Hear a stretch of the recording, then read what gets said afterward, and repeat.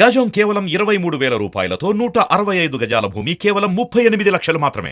నమస్తే, welcome to Suman TV. ప్రస్తుతం మనతో పాటు ఉన్నారు ప్రముఖ జ్యోతిష్యులు, అలానే కాశీలో శ్రీ కామాక్షి నిత్య అన్నదాన ఆశ్రమ నిర్వాహకులు బ్రహ్మశ్రీ శ్రీ నందిబొట్ల శ్రీహరి శర్మ గారు.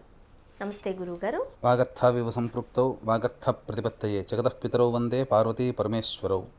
నారాయణ సమారంభాం శంకరాచార్య మధ్యమాం అస్మదాచార్య పర్యంతం వందే గురుపరంపరాం.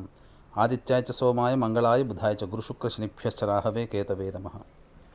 శృంగేరి జగద్గురుపీఠాధిపత్ శ్రీ శ్రీ శ్రీ భారతీ తీర్థ మహాస్వాముల వారికి, శ్రీ శ్రీ శ్రీ విధుశేఖర భారతీ తీర్థ మహాస్వాముల వారికి, కంచి కామకోటి పీఠాధిపతులు శ్రీ శ్రీ శ్రీ విజేంద్ర సరస్వతి మహాస్వాముల వారికి ప్రణామములు తెలియజేసుకుంటూ కార్యక్రమాన్ని ప్రారంభిద్దాం. గురువుగారు, చాలామంది వాళ్ళ వంశానికి పేరు ప్రతిష్టలు తెచ్చే బిడ్డలు కావాలని కోరుకుంటూ ఉంటారు. అంటే మన వంశాంకురం మంచిగా ఉండాలి అని ఆశిస్తూ ఉంటారు.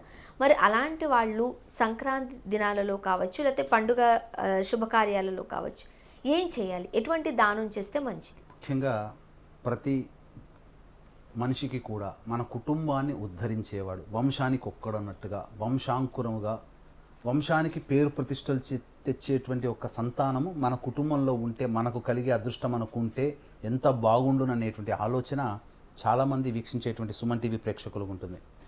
అయితే వంశాన్ని ఉద్ధరించే సంతానం కలగాలి అని అంటే మనం కొన్ని పుణ్య కార్యక్రమాలు చేయక తప్పదు. ఈ రోజున బిజీ లైఫ్లో ఉండి మనం చాలా మటుకు ధర్మ కార్యక్రమాలు చేయలేకపోతున్నాం. కానీ పూర్వంలో ఒక కుటుంబంలో ఒక 5-6 మంది సంతానం ఉన్నారంటేనమ్మా, ఖచ్చితంగా ఒక సంతానం పేరు ప్రతిష్టలు తెచ్చేవాళ్ళు అయి ఉండేవాళ్ళు.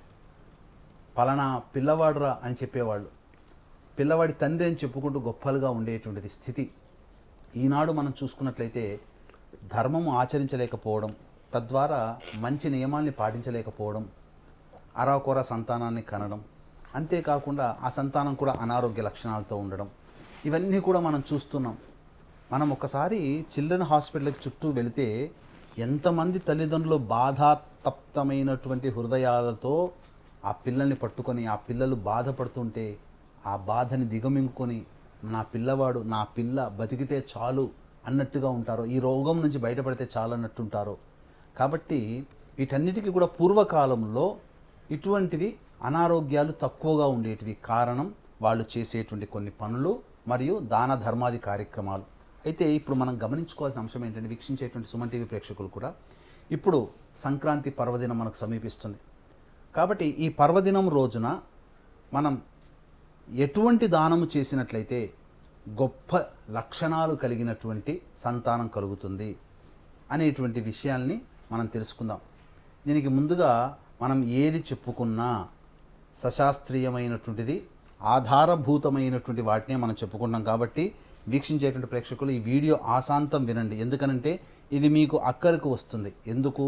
ఈ రోజున ఒక సంతానం ఉండి రెండో సంతానం కోసం ఎదురు చూసేవాళ్ళు, ఆల్రెడీ వివాహమై సంతానం కోసం ఎదురు చూసేవాళ్ళు, వీళ్ళందరూ కూడా ఉన్నారు. కాబట్టి వాళ్ళందరికీ ఇది ఉపయోగమైనటువంటి ప్రక్రియే. అయితే ఏం చేయమన్నది అనేటువంటి దానికంటే కూడా ఆధారం కావాలి కదా.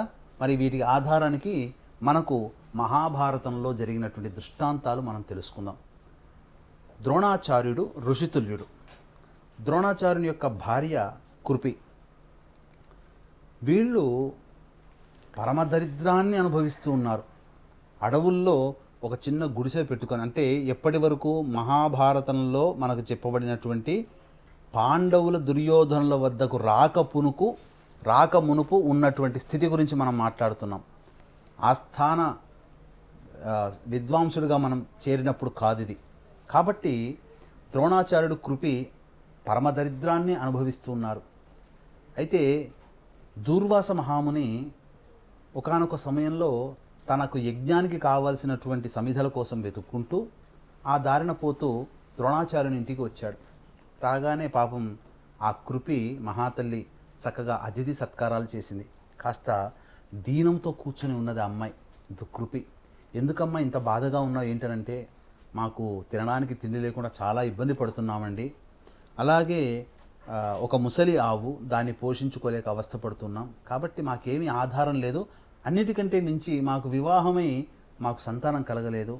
మా వారికి ఏమో, అనగా ద్రోణాచార్యుడికి గొప్ప వంశాంకురం కావాలనేటువంటి ఆలోచన ఉంది, దైవం అనుగ్రహించట్లేదు అని అన్నప్పుడు దూర్వాస మహాముని క్రీగంట ఒక విధంగా ఆలోచన చేసి ఈరోజు చక్కటి పర్వదినమమ్మ, మీకు ఆ యొక్క మహాతల్లి యశోదాదేవి ఈ యొక్క పరిహారాన్ని పాటించింది, నీవు కూడా ఆ పరిహారాన్ని పాటించమ్మా. కృష్ణుణ్ణి సంతానంగా పొందిందంటే యశోదాదేవి కనకపోయినా తన ఇంట్లో కృష్ణుడు పెరిగాడు కదా, యశోదకి కొడుకు కూడా కృష్ణుడిగా అయ్యాడు కదమ్మా.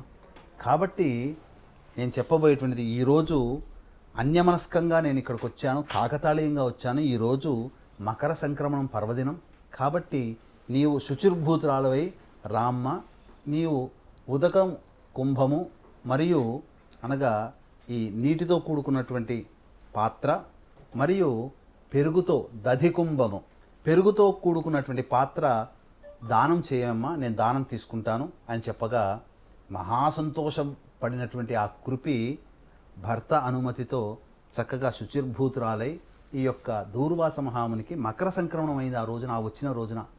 ఆ సంక్రమణ పుణ్యకాల సమయంలో సంకల్పం చెప్పుకొని దూర్వాస మహామునికి దానం చేసింది. అంటే పెరుగుతో ఉన్నటువంటి నిండైనటువంటి పెరుగుతో ఉన్నటువంటి కుండని మరియు ఉదక కుంభాన్ని దానం చేసింది. అయితే దీనికి విశేషం ఏంటనంటే, ఆ కాలంలో ఇప్పుడంటే మనకు పాలంటే వేరే రకంగా వస్తాయి, కానీ ఆ కాలంలో అన్నీ కూడా ఆవు పాలే, బర్రె పాలు లేవమ్మ అప్పుడు. అక్కడ ఎప్పుడున్నాయి బర్రెలు, ఎప్పుడున్నాయి ఈ మధ్య కాలంలో మనకు వచ్చాయి, కానీ ఆ కాలంలో ఆవులు ఉండేటివి.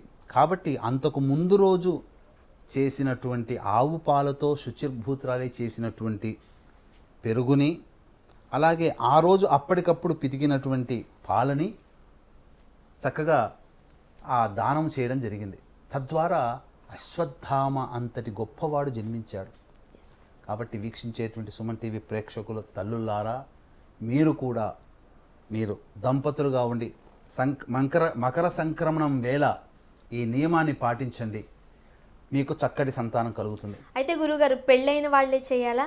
ఒకవేళ పెళ్ళి కాని వాళ్ళు కూడా చేస్తే రేపొద్దున వాళ్ళకి పెళ్ళవుతుంది కాబట్టి మంచి సంతానం కలిగే అవకాశం ఉంటుంది కాబట్టి వాళ్ళు కూడా చేయొచ్చా? తప్పకుండా చేయొచ్చమ్మా. ఎందుకనంటే కేవలం పెళ్ళైన వాళ్ళు, వివాహమై దాంపత్యంలో ఉన్న వాళ్ళు, సంతానం కోసం ఎదురు చూసేవాళ్ళు, ఆల్రెడీ ఒక సంతానం ఉండి మళ్ళీ ఇంకొక సంతానం కావాలనుకునేటువంటి వాళ్ళు, వివాహ యుక్త వయసు వచ్చినటువంటి పిల్లలు కూడా, అబ్బాయిలు కావచ్చు అమ్మాయిలు కావచ్చు, వారు కూడా దానము చేసినట్లయితే ఈ దాన పుణ్య ఫలము మీకు వివాహం అయిన తర్వాత అందుతుంది.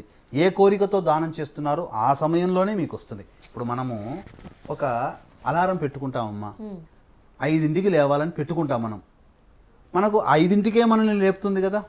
మనం రాత్రి పడుకునే ముందు 9ంటికి పడుకుంటాం, 5ంటికి అలారం పెట్టుకుంటాం, అంటే 5ంటికే మనకి అలారం వస్తుంది. అలాగే మనం వివాహం అయిన తర్వాత చక్కటి సంతానం కనాలనేటువంటి ఒక ఉద్దేశంతో మీరు ఆ రోజున నాకు వివాహం అయిన తర్వాత మంచి సంతానం కలగాలనేటువంటి ఉద్దేశంతో మీరు సంకల్పం చేసుకొని యుక్త వయసులైనటువంటి పిల్లలు కూడా దానం చేయవచ్చు. ఇంకొక పరిహారం కూడా ఉందమ్మా. వకుళామాత అంటే యశోదాదేవి బాధపడ్డదట. ఏమని? నిన్ను పెంచాను కానయ్యా, నేను కనలేకపోయాను, కాబట్టి నాకు నిన్ను కన భాగ్యాన్ని నాకు ప్రసాదించవయ్యా అన్నప్పుడు, ఈ జన్మలో కాదమ్మా, వచ్చే జన్మలో నేను కలియుగంలో అర్చామూర్తిగా నేను ఉద్భవిస్తాను, అది నీ కడుపునే పుడతానమ్మా అని చెప్పడం జరిగింది. వకుళాదేవి ఏం చేసిందనంటే, ఈ మకర సంక్రమణం సందర్భంగా విసనకర్రలు, చెప్పులు, బ్రాహ్మడికి గొడుగు, ఈ 3 వస్తువులు బ్రాహ్మడికి దానం చేసింది. ఈ 3 వస్తువులు దానం చేసినటువంటి పుణ్యఫలం వల్ల సాక్షాత్తు వెంకటేశ్వరుడు, కలియుగానికే దైవమైనటువంటి వెంకటేశ్వరుడు జన్మించడం జరిగింది. కాబట్టి వీక్షించేటువంటి సుమన్ టీవీ ప్రేక్షకులు ఈ పరిహారం కూడా పాటించండి. అలాగే మా పీఠం ఆధ్వర్యంలో శ్రీ కామాక్షి నిత్యాన్నదాన ఆశ్రమం కాశీలో నడపబడుతుంది. ప్రతి నిత్యం కూడా అన్నదానం చేయడం జరుగుతుంది. కాబట్టి అవకాశం ఉన్నవాళ్ళు అన్నదానానికి మీ వంతు సహాయ సహకారాలు అందించవచ్చు. అలాగే ఫిబ్రవరి 8వ తారీఖు నుంచి, అనగా పుష్యమాసం నుంచి 6 నెలల పాటు సంకల్ప సిద్ధి హోమాదులు అతి సామాన్య మానవుడు కూడా పాల్గొనే విధంగా రూపకల్పన చేయడం జరిగింది. కేవలం 2,500 రూపాయలకి ఈ యొక్క పూజాది హోమాది కార్యక్రమాలు 6 నెలల పాటు శ్రీశైల క్షేత్రంలో చేయడం జరుగుతుంది. కాబట్టి అవకాశం ఉన్న వాళ్ళు కార్యక్రమ తదనంతరం కాంటాక్ట్ చేసి పూర్తి వివరాలు తెలుసుకోవచ్చు. గురువుగారు మంచి విశేషాలు తెలియజేశారు, ధన్యవాదాలండి. సర్వం శ్రీ ఉమామహేశ్వర పరబ్రహ్మార్పణమస్తు.